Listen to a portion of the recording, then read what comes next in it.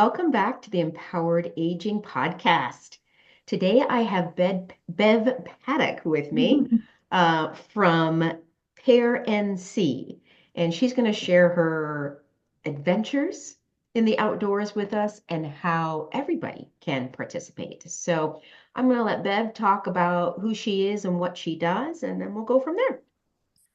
Thank you, Michelle. Appreciate this opportunity. I am a kayak instructor with the American Canoe Association, and I paddle through Get Outdoors Pedal and Paddle, which is in Greensboro. And we started an adaptive paddling program about 3 years ago so that we could take people with various disabilities out on the water. We started out working with people primarily with physical disabilities, but we've learned that other people would like to go on the water too that may or may not need any boat modification for their disability. So we have various programs to accommodate different levels of disability. What's exciting for me is to share my passion for kayaking. I'm surrounded by kayaking friends who would rather paddle than just about anything.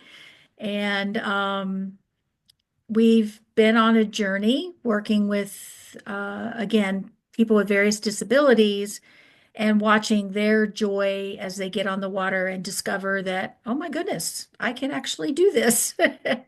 Didn't know I could. And you So, got into this kind of later in life, right? You haven't been doing this a very long time. well, I actually we did do it when we lived in Florida, raising our kids. We had some initial kayak instruction, and then we just played. Hmm. Didn't actually improve our strokes or anything. We just played. Hmm. When I moved to North Carolina 20 years ago, I had other responsibilities, so I didn't paddle for quite a while. But over the last 8 years or so, I started taking classes and making friends and going on adventures with my new friends and taking more classes. And Hmm. um, it's been a lot of fun. I was spoiled in Florida. The water in Florida is so beautiful and blue and green and clear and And warm? and warm. Yes. Mhm. Yeah. And so when I first came up here, I wasn't impressed with the brown No. water up here, but the joy of paddling is a lot more than the color of the water. Hmm. It's the outdoor smells and the sounds and the breeze and the sunsets and the physical activity. It can be as vigorous or as calm as Hmm. you want it to be. And So you so don't have to be a, elite athlete or anything to be out there in a kayak. not at all. That's a question that I get along with, do I have to know how to swim to kayak?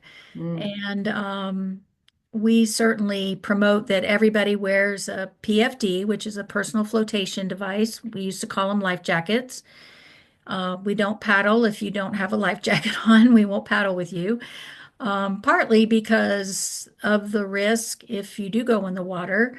Uh, there's various risks, but it also improves the ability for us to pull you out of the water. If you have a Mm. PFD on, you Hmm. have a strap that I can pull you Yeah. out of the water, where if I was to pull on a shirt, I'm not going to get very far.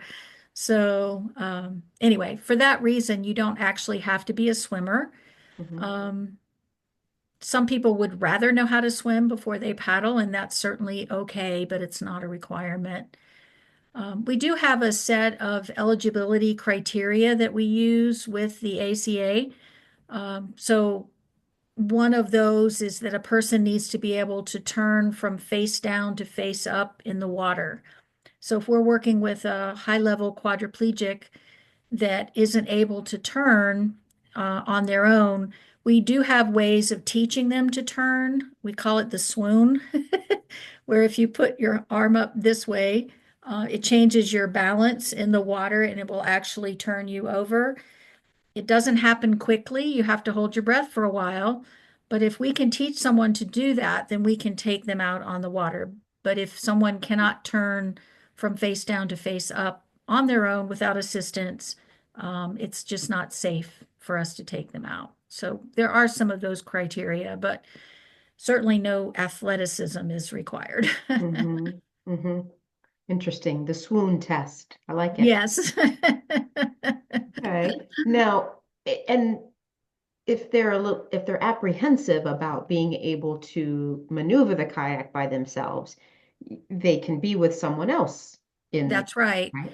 Yes, in our programming, I call each participant the week before, kind of get to know them, find out what their goals are, what their history is, what they would like to accomplish. And then I decide if I think they would be better off in a single kayak on their own or in a tandem kayak with one of our safety boaters. So a lot of our programming, at least half of the participants are in a tandem boat. Um, we also have equipment to assist them in holding the paddle or in paddling with one side or the other. If this person has an amputation or a stroke Mm-hmm. where they're affected on one side of their body, we actually have a device that we can put in the kayak that holds the paddle and it's on a pivot so you can actually paddle. I want to show you with one arm. It's just if Uh-huh. the arm's up, then the opposite paddle is down. So then you push and that pulls the paddle back and then you bring your arm down and you bring this paddle back and then you lift your arm up and now this paddle, the other Uh-huh. paddle is in the right place. Uh-huh. And it's a fantastic piece of equipment. The city of Greensboro purchased it and Oh. we are able to use it. Mm-hmm. Our PAIR NC is getting ready to purchase our own so that now we'll have access to two or more, depending on where this journey takes us. But we also have hand adaptations to help people with gripping the paddle, or if they don't have use of their hand, there's a wrist adaptation that can be attached to the paddle with like a keyhole device so that if they were to tip over, they can unhook their wrist from the paddle for an emergency or that kind of thing.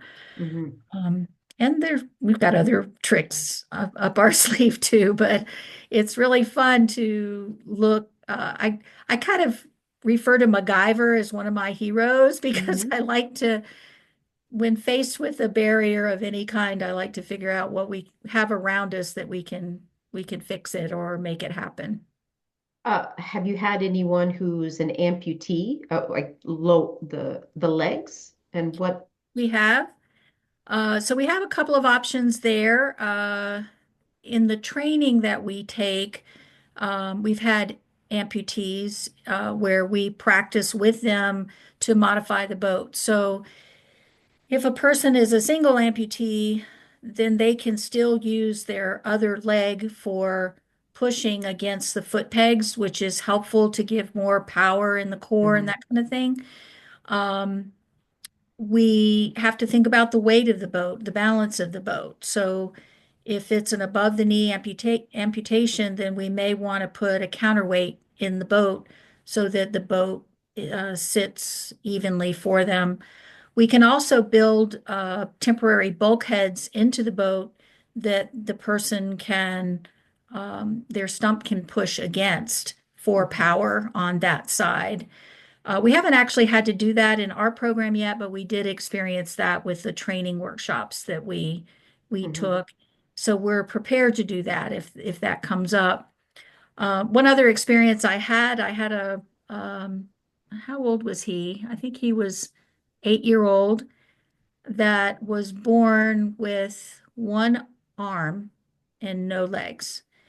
And his name was Forrest, which I thought was kind of Oh. cool. And the group that had done the adaptive workshop prior to the event that I attended had built him sort of a U-shaped seat, almost like an envelope. They had actually pulled the front of the kayak seat up and put a strap around it, so It was like a little um, receiving area. Mhm. And we just dropped him in there. And we had that paddle pivot that I was talking about. And he paddled a 14-foot kayak all around the lake for like an Oh, hour. oh my And gosh. he had no legs and one arm. And he was amazing.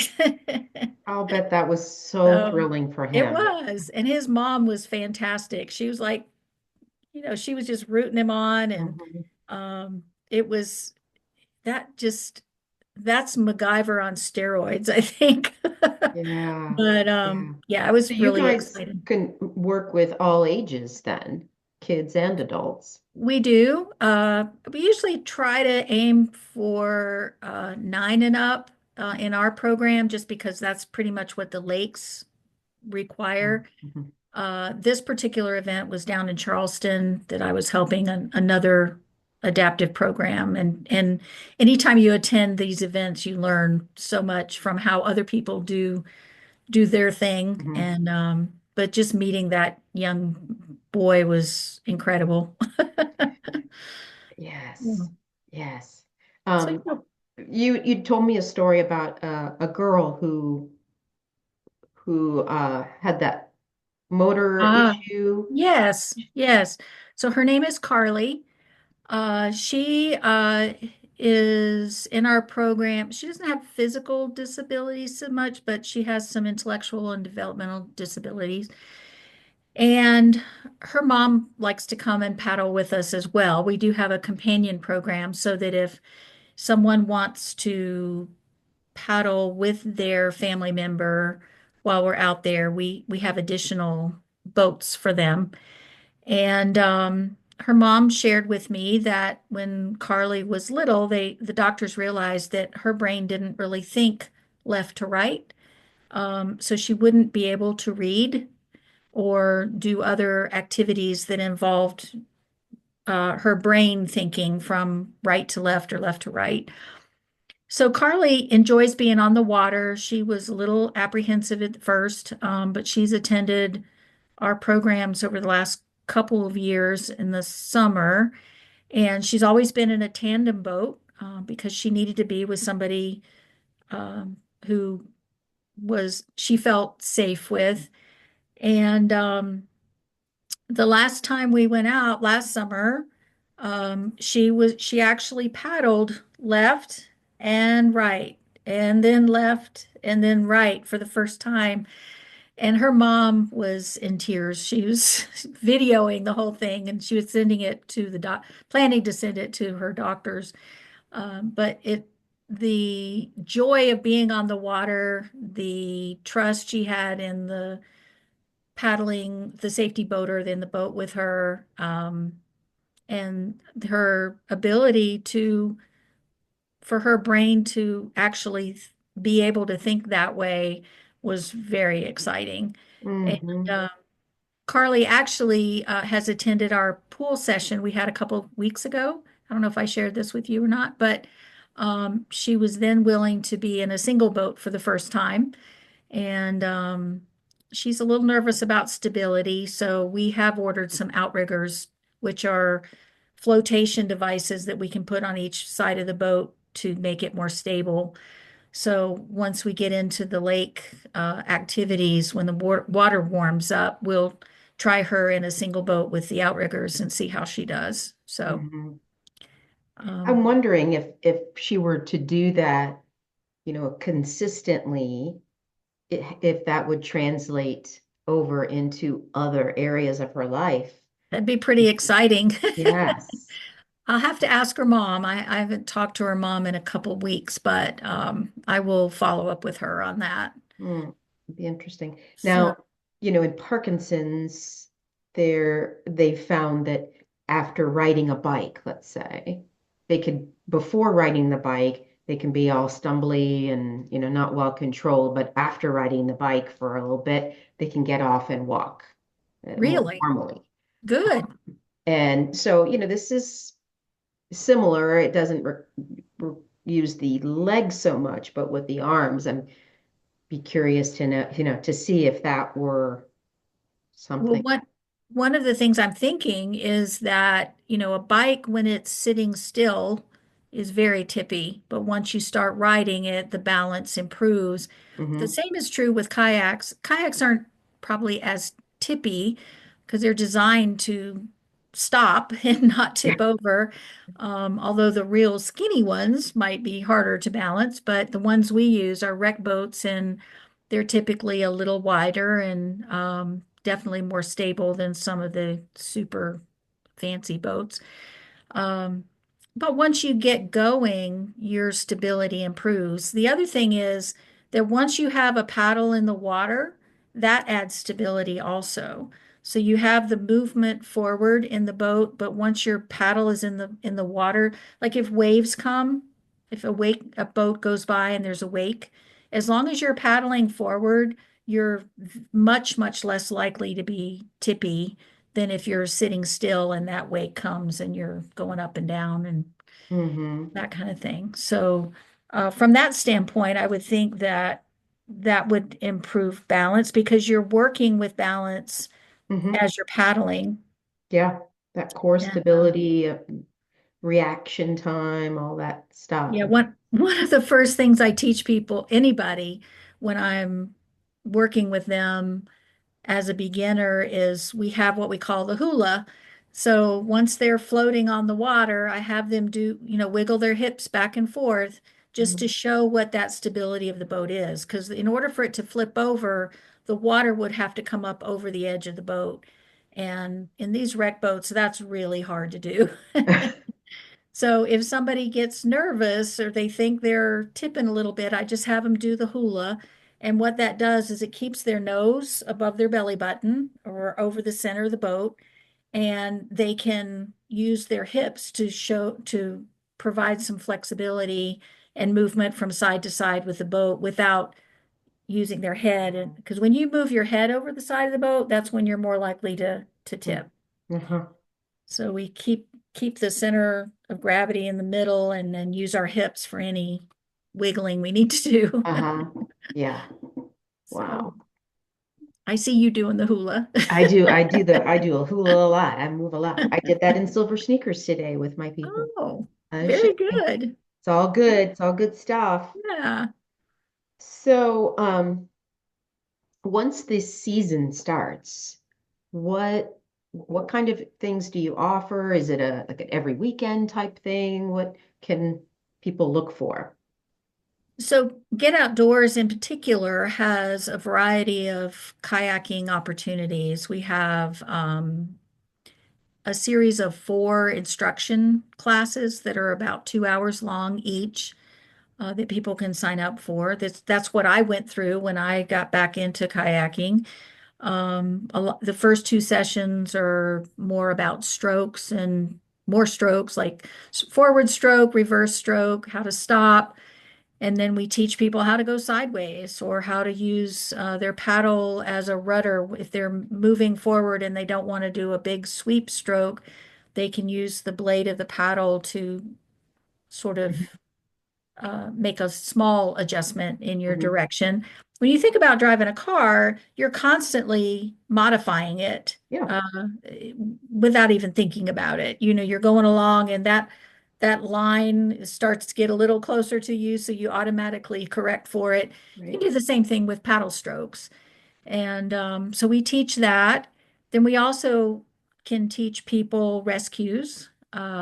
We have what we call assisted rescues, where if somebody falls in the water, we come and get you back out. We assist you in getting back in Mhm. your boat. We also have what we call self-rescues, where you can rescue yourself and get yourself back in the boat without any help from someone else. These aren't required courses in order to have a good time on the water, Okay. but they're opportunities for people to learn. And sometimes people start out with an intro to kayaking and they get the bug and they Hmm. end up taking everything. And they might do it over one summer season or they might do it over a couple of seasons, a couple of years. There's no race. Um, Now, are these intro ones that you're referring to, are they done at the lake or at the pool that you were mentioning? so we use the pool in the wintertime when the lake water's too cold. Okay. The usually the a good rule of thumb is when the lake starts renting out their boats, that means the lake temperature is warm enough, and that's typically May through October. So we have about 6 months of paddle time on the lakes, and then we fortunately have a really great relationship with the Ragsdale YMCA in Jamestown, Mhm. and they allow us to come and do, for instance, our owner, Will Seeley of Get Outdoors, is an excellent kayak rolling instructor. And a kayak roll is when you wear what we call a skirt that attaches to the coaming of the kayak that keeps water from getting inside the boat. And if you're wearing a skirt and you're in what we call bumpy water and you get tipped over, if you know how to roll, you can roll that kayak right back up again and not get out of the boat and not have to bail water out of the boat and that kind of Uh-huh. thing. Um, Rolling is not required for kayaking. I don't roll. That looks Um, scary. Not sure if I ever will. I've tried several times over the last 10 years. And I have rolled a boat, but not, it's the kind of thing you have to keep practicing, and I haven't practiced it. So Mhm. I have different interests, but that can be taught if somebody's interested. Mhm. Uh, those programs are offered from May through October, pretty much each month. The rolling classes we only do in the winter time in the pool. Mm. So those would not be offered during the summer. At least they haven't been. I'm sure if there was a demand for it, we would do them in the lake. But when you're talking about being upside down, most people are more comfortable in a pool setting with goggles and nose plugs and things like Yes. that. So, Yes. And cleaner water. right, right. Absolutely. But Now, can you help explain the difference between the Get Outdoors and Pair NC and who should people reach out to, you know? okay. So when we started the adaptive paddling program at Get Outdoors, the reason for that was I'm an instructor for Get Outdoors, and so are my friends. And so they Get Outdoors gets paid the registration fee for our adaptive programming. Get Outdoors has insurance, and Get Outdoors has boats, and Get Outdoors has a relationship with the lakes. So they're really good at the paddling part, not the adaptive part. So by getting training through the ACA to work with people with disabilities, that's what we brought to the table. So I asked Get Outdoors if they would consider supporting an adaptive program, and they said yes. Um, but there isn't really a budget for equipment, and it does cost money for a for-profit company to pay for insurance and the building and the boats and all of that. So that's when I considered starting what we call PAIR NC, PAIR. PAIR NC is a nonprofit. We have a 501c3 status, and so we can now raise money to support our our paddling community.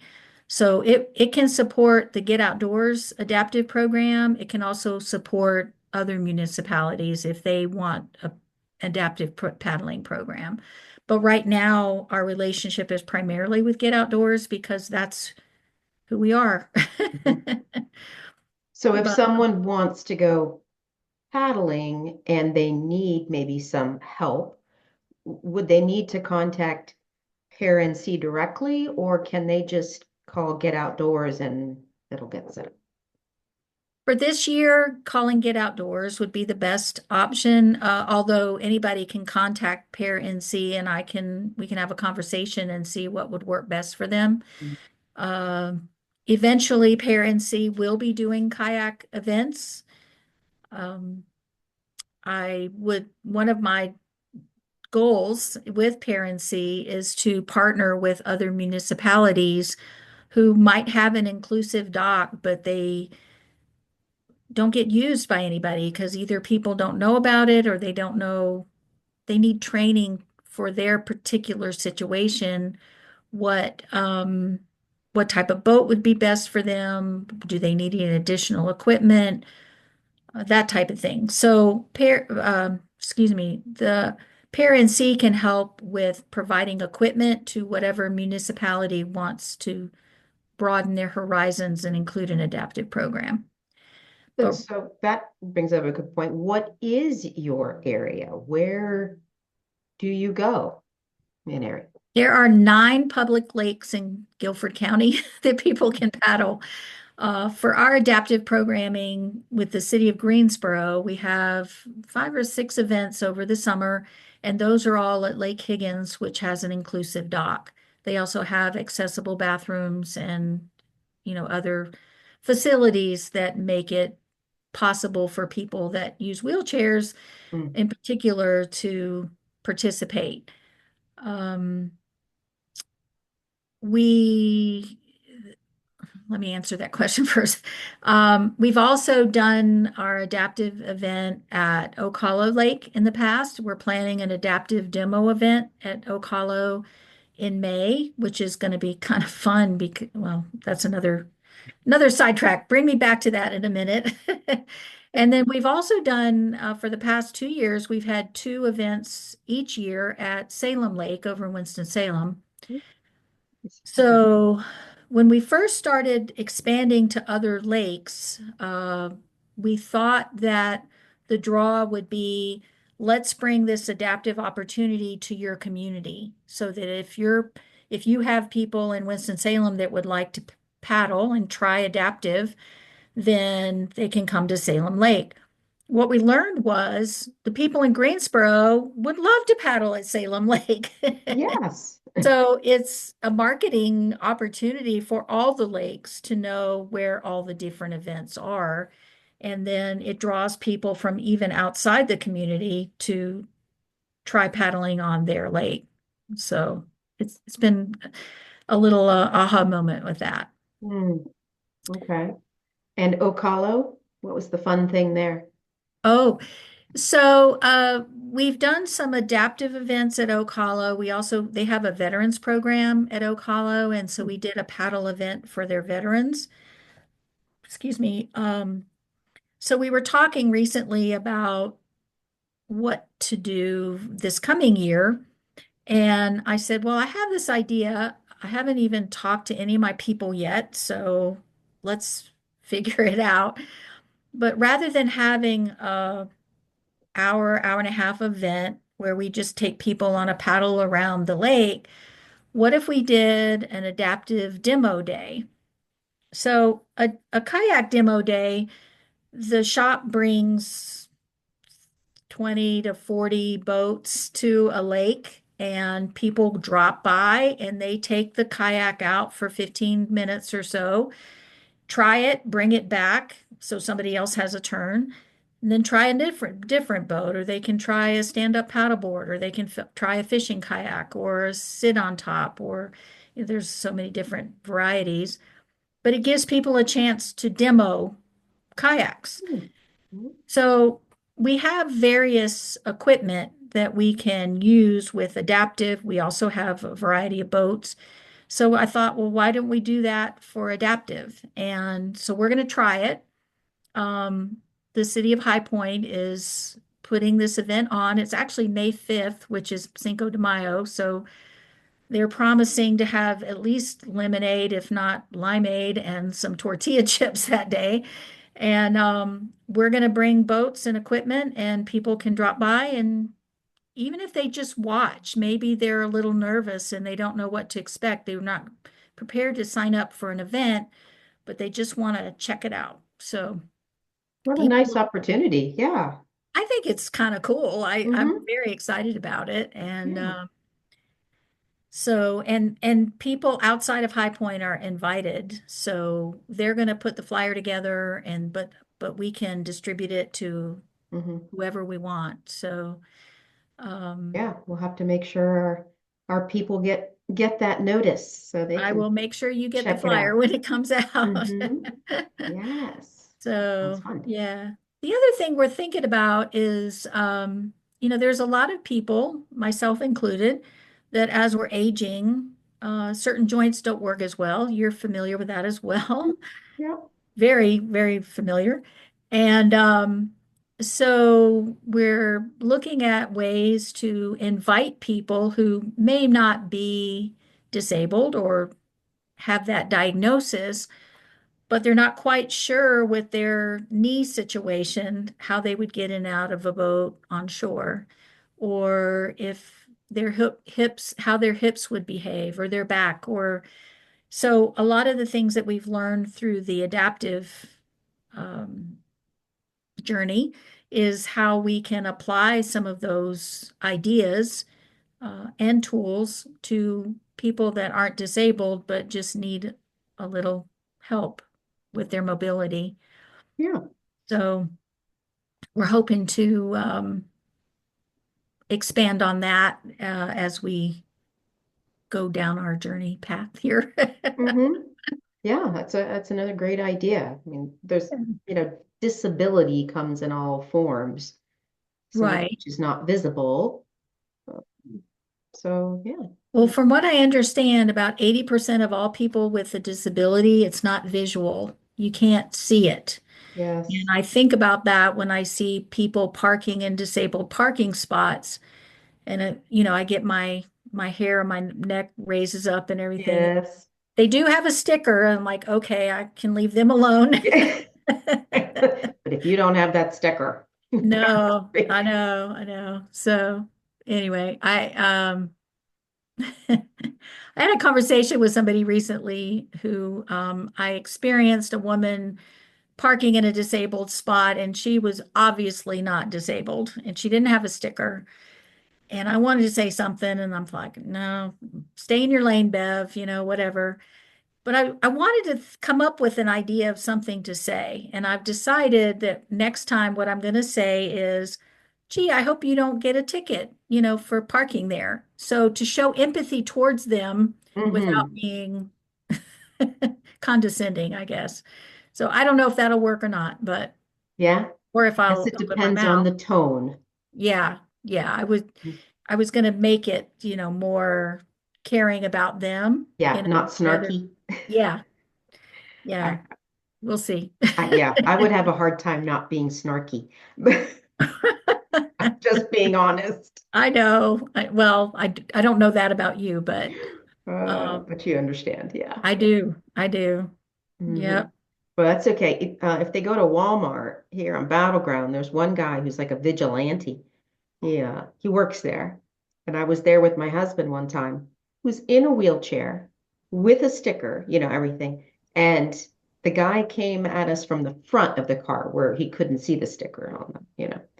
And he actually had to come around. He saw my husband in the wheelchair getting in the car, but he insisted to go around to the back of the car to make sure that there was a sticker on the car. I mean, it wasn't Really? enough to see the man in a wheelchair. Oh So my. some people take it very seriously. Yes. Yes. Yeah, yeah. Wow. I was angry, but at the same time, I had to think, you know what? He's looking out He's for. looking out. Okay, he's looking out for the spot. That's fair. Yeah. Yeah, some people are very literal. I've Yeah. learned that. Yeah. I'm more of a go with the flow kind of person. Mhm. Yeah. Yeah.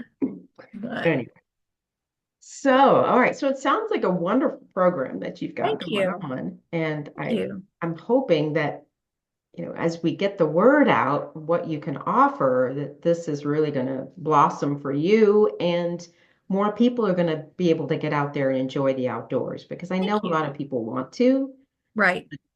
nervous, not sure how to do it, what would it look like, how is it going to feel. Right. So having these supportive type organizations is huge. We just need to make Good. sure people know about it. Right. We Well, will. our Greensboro events are once a month. I think you asked that question earlier. Um, and they're going to be Saturday mornings from 10:30 to 12 on one Saturday a month from May until October or September. I think October, I'm a little nervous about the temperature, but we can always Mhm, add another class in. mhm. what I've done is I've also reserved some time on Thursday evenings for groups that might want to paddle. So if there's a Parkinson's group that the people know each other and they would like to paddle together, Hmm. or a veterans group, or um, any other group that maybe has like a support meetings regularly, Hmm. that we have those spots reserved for some Thursday evenings that we can add them in. Because once the calendar gets done for the paddling for the whole summer, there's Hmm. not a lot of empty spots. And so I've kind of got my foot in the door and saving spots on Thursday evenings to add some more That's groups great. if we Yeah. have the need for that. So Yeah. Oh, I'm hopefully sure we there's the will. need. It's just a matter of, coordinating it, I think. But yeah, Right. that's great. Yeah. So if anybody's interested in coming out, they can let me know, or they can call the shop and get outdoors. And the shop is actually Get Outdoors Pedal and Paddle. They merged with a Trek bike company.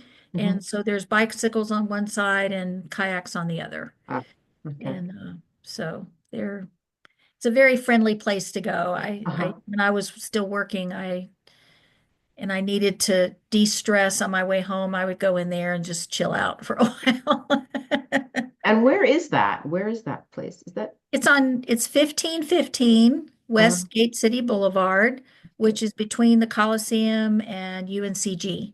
oh, okay. All right. It's right across from the U-Haul place and the Mhm. Wendy's that's on that corner. Yeah, okay. Okay, good.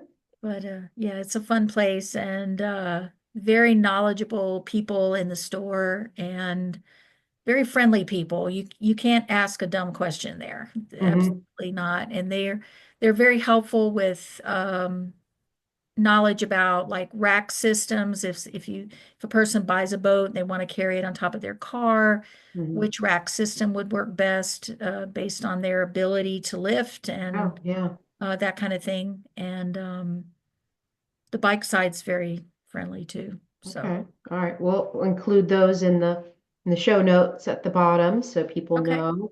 And we'll put information on how to contact Bev for PAIR NC, or Hmm. any other questions about the program itself, so that we can all get That'd be together and great. chat and get out on the water. Yes, yes, you can paddle. Yes, you can paddle. I love it. I love that. Is there anything else you can think of that we haven't mentioned or you want to make sure people know about? It's just so much fun to get out there. It's fun to see the wildlife. It's fun to smell the breeze. It's fun to see the birds. And I remember one time I was instructing a gentleman on kayaking, and it was evening time, and the birds were very active. We were on Lake Brand at the time, and there were some owls, two or three different owls in on the same side of where we were, but not close together. And the gentleman was an Audubon member.